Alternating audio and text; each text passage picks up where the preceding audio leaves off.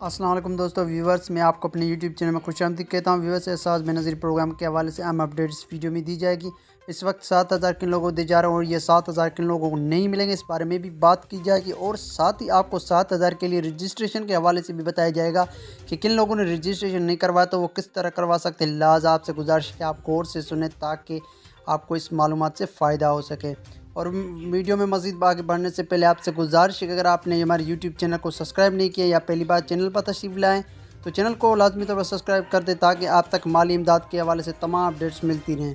Viewers, جن لوگوں کو 7,000 روپے کی قسط نہیں ملی وہ کیا کریں؟ اگر وہ نااہل ہیں جانچ پڑتال میں یا ان کا اکاؤنٹ بلاک ہو چکا ہے تو اس بارے میں ہم پہلے بھی بتا چکے ہیں، اس ویڈیو میں بھی بتایا جائے گا۔ لیکن اس سے پہلے کافی سارے ایسے افراد ہیں جن کی شادی ہو چکی ہے لیکن انہوں نے احساس پروگرام میں رجسٹریشن نہیں کروایا، تو اس سے تمام افراد سے گزارش ہے کہ اگر ان کی اپنی ماہانہ تنخواہ 50,000 سے کم ہے تو مستحق ہے تو وہ ضرور کفالت پروگرام میں اپنا اندراج کروائیں اور 7,000 کی قسط حاصل کریں۔ اور 7,000 کی آن لائن رجسٹریشن تو نہیں ہو رہی، لیکن دفتر کی جانب سے رجسٹریشن جو ہے وہ جاری ہے۔ اب دفتر کی جانب جا کر میاں بیوی کے شناختی کارڈ اور دونوں ہمراہ جا کر رجسٹریشن کروا سکتے ہیں، جس کے بعد تقریباً 4 مہینے کے اندر آپ کو اہل کر دیا جاتا ہے اگر آپ مستحق ہیں تو۔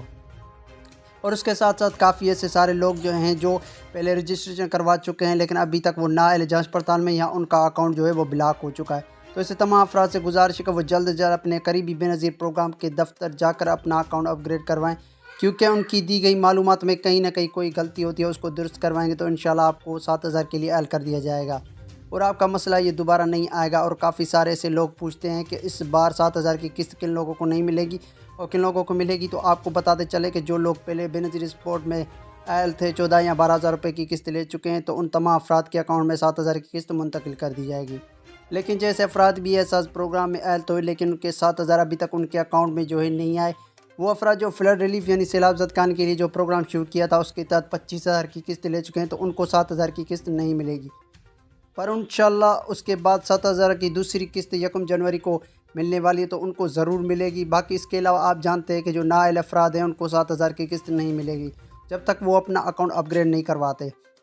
تو آپ کمنٹس میں بتائیں کہ آپ کا اسٹیٹس کسی طرح پہ کیا آتا ہے، کہ آپ نااہل آ رہے ہیں جانچ پڑتال میں یا آپ کو بتایا جا رہا ہے کہ آپ کا ریکارڈ موجود نہیں 2022 میں۔ اور یہ بھی بتائیں کہ آپ نے رجسٹریشن کب کروائی تھی، کہ اکثر ایسا ہوتا ہے کہ رجسٹریشن کے بعد تقریباً 6 مہینے کے اندر